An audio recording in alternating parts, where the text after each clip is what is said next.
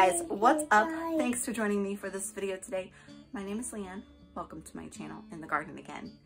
In this video, I am going to do some seed starting. I'm really excited. Today is the day that I start my peppers and my tomato seeds. I need to make some room first. Would you like down? Somebody's been cutting some molars and he's been cranky, but here's the plan. I need to make some room for my tomatoes and my peppers. I'm going to start them in the 3/4 inch cubes though, so I don't need that much room. So excited. Really quick, I'm going to show you what I'm going to use for my seed starting mix. I got this big bag of peat moss and I found bone meal, worm castings, perlite, vermiculite, and then the Dr. Earth all-purpose fertilizer 222. So, okay. He's being very noisy. I got the perlite at Lowe's because I saw it there and I'm like, oh, I could really use that. I would rather vermiculite because I think vermiculite, if I'm not mistaken, they both do about the same thing. The vermiculite has a little more nutrition to it than the perlite. I think the perlite is like solely for aeration. I got the perlite because I wanted to have something rather than nothing. And then yesterday I was at Lowe's again and I saw they actually have vermiculite. So I grabbed a bag of that. And I need to really quick Google a recipe for seed starting mix. I know there's so many different recipes out there. It can make your head spin. But since I'm using the soil blocks, I kind of wanted a little bit more guidance with that. But I actually need to plug my phone in while I do that because of it's going to die. And I need it to stay alive. Oh, you two. Handsome boys. The Elliot Coleman recipe says 2 buckets of peat moss for a batch that he makes. He uses a 10-quart bucket. I have an 8-quart bucket, so I'm going to just do like 2.5 buckets, and I think that'll kind of balance it out. I don't have exactly all of the ingredients that he has, so I'm going to be tweaking it a little bit. I'm basing my mix off of what he has on his website. He's got an actual recipe. I'll link it in the description below also if you guys want to have like a written form. There's a few things in there that I didn't have on hand, and today's the day that I'm starting my seeds. I will not let another thing delay me.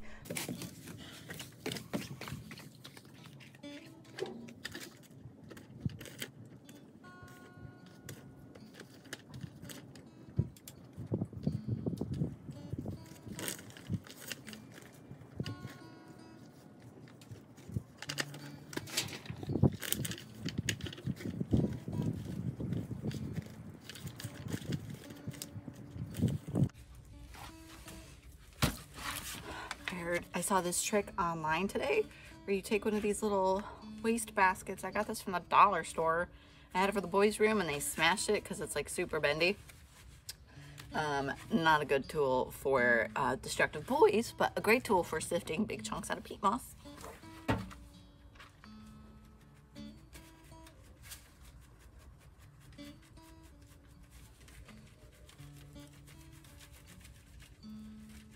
Yeah, buddy. Check that out.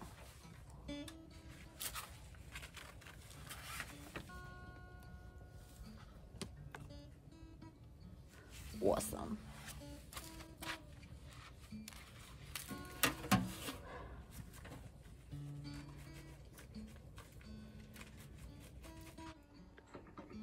So what a beautiful sight to behold.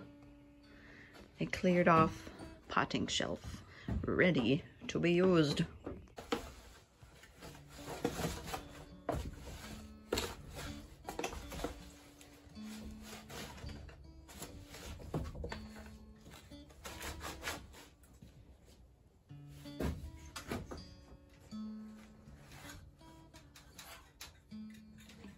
I might be able to get away with just using one of these Hoss Tools trays. This really helps to have some kind of a bin like this to make your blocks. So, from what I've observed with the soil blocking, this might not fit for everybody, but for me, I find it irritating to clean the trays. I've got all the little cubicles for different plants and like sanitizing things like this. because these are flimsy. I find that super annoying. So this eliminates the need for that.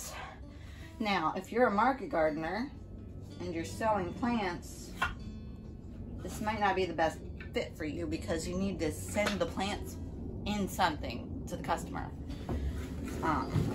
So I've been thinking about that. And if I plan to sell any of these plants to start this way, I might get some kind of a thing, like maybe to wrap them in paper or like a coffee filter and twine, just so they have something to transport it in so the dirt doesn't fall out everywhere. Kind of like as thick as a brown paper bag. Maybe not a coffee filter, that might not be enough. So it does take more time to make the soil blocks, but you're spending the time, like that extra time to make them, you would be using to clean those trays out. So kind of balances out, in my opinion. My husband is working on a gravity-fed irrigation system for me, where it's just like you could use any type of irrigation system, but you have your own rain barrels and you have it gravity fed, so you don't have to connect it to your house. Video is to come.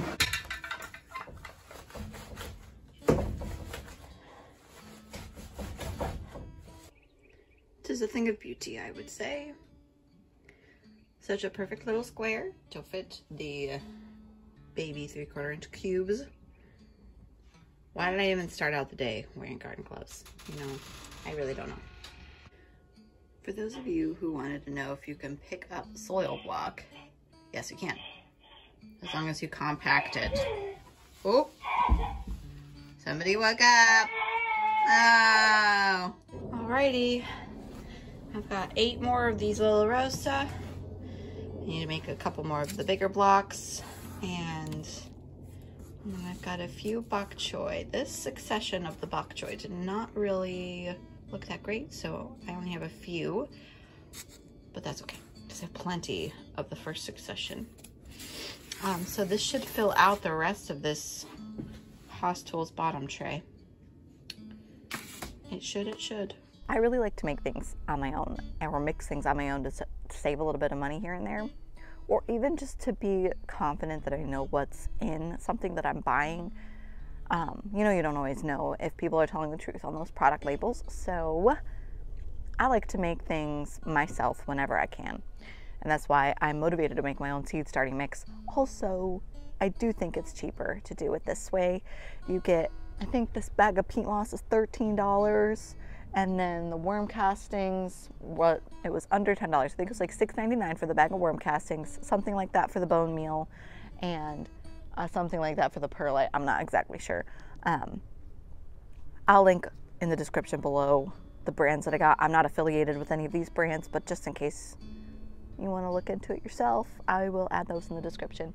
I do think it's cheaper and it's more convenient because I feel like one bag of seed starting mix only goes like far enough for what, like one tray of stuff. So I think I see that stinking chicken is loose again. Hey guys, it's actually almost a week after I recorded the bulk of the content for this video, and I forgot to record a little closing clip.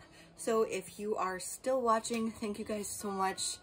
I really appreciate the watch time, and sadly, my greenhouse collapsed in that bad windstorm that went across like everywhere last week, or actually just like a couple of days ago, and it's still kind of windy right now.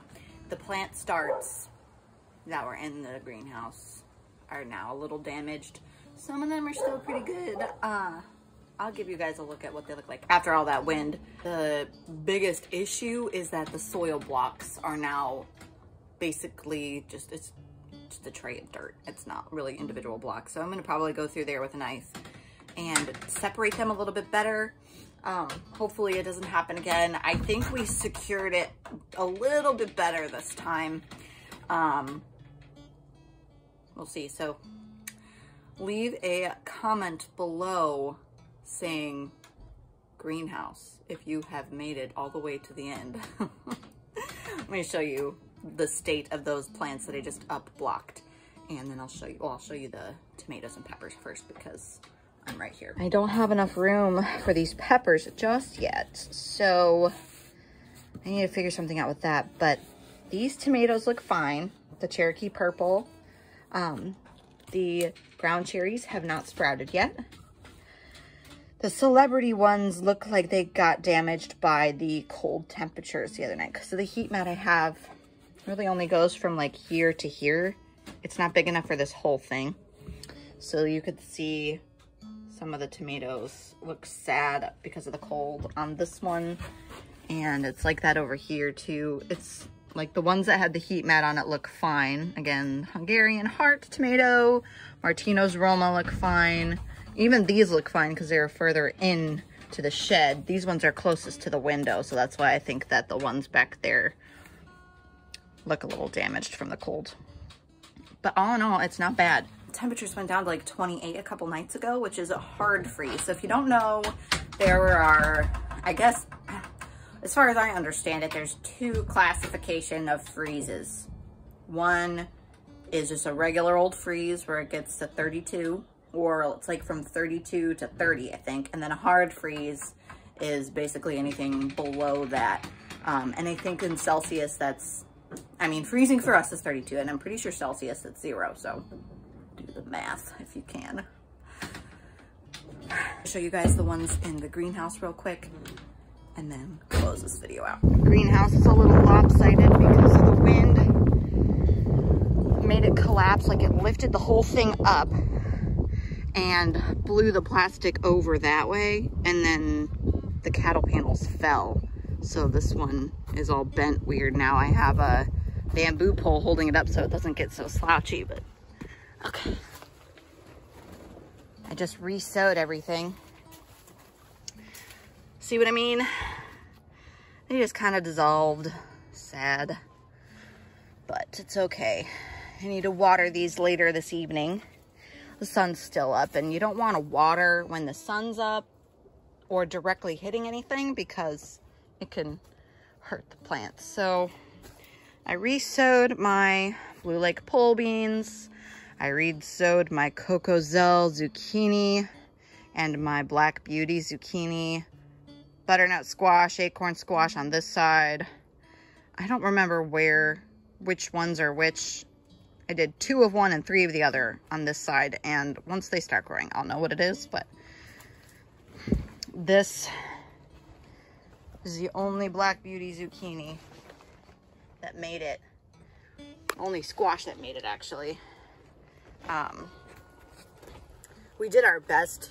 It was so windy still after it collapsed that we even tried to just lay the plastic over the wooden frame and secure it down until the wind died down enough to fix it, but that didn't help enough. It wasn't sealed enough, and the beans got real frostbite. It's okay. It's still early to be getting these in the ground, and that's the goal, is to get these in the ground early and get ahead of the squash vine borers. And you remember, if you've been keeping along with me, I have insect netting with those arches that you stick into the ground. I think I might use those for the squash, just to keep those squash vine borers off of them for a little bit longer, even after we take this plastic cover off. Yeah, so basically I only plan to take this plastic cover off if we get a hurricane coming our way or another bad windstorm. And then we'll play it by ear though. Obviously, like if it's so hot in the summer, like too hot in there to even do anything, then we'll probably take it down then and just wait until like October to put it back on. Anyways, guys, thank you so much for watching this video. And oh my gosh, I am so much less stressed now that I went down to making only 1 video a week. I love sharing about my garden, but when I'm stressed out so much with video editing to make sure that I am uploading enough to grow, I don't get to garden as much. So I'm going to only make 1 video a week. If you want to see more updates about my garden, check me out on Instagram at In the Garden Again. Bye, guys.